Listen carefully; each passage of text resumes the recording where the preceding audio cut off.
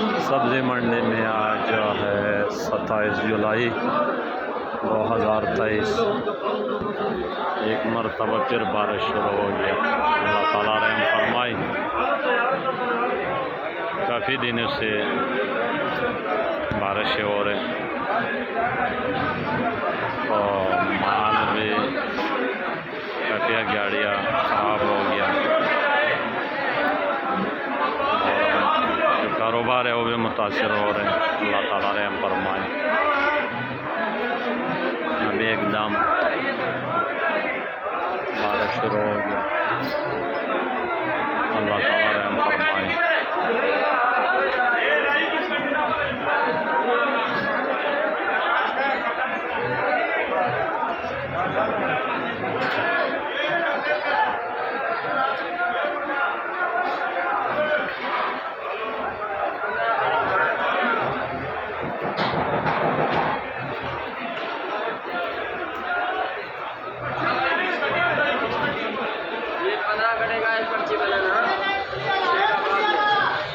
आज फिर बारिश शुरू हो गया।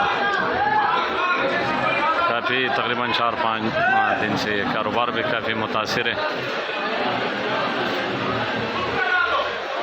एकदम बारिश आते हैं, बस अल्लाह की कुदरत है। तो फिर गाहक भी नहीं आते हैं। अल्लाह ताला रहम फरमाए।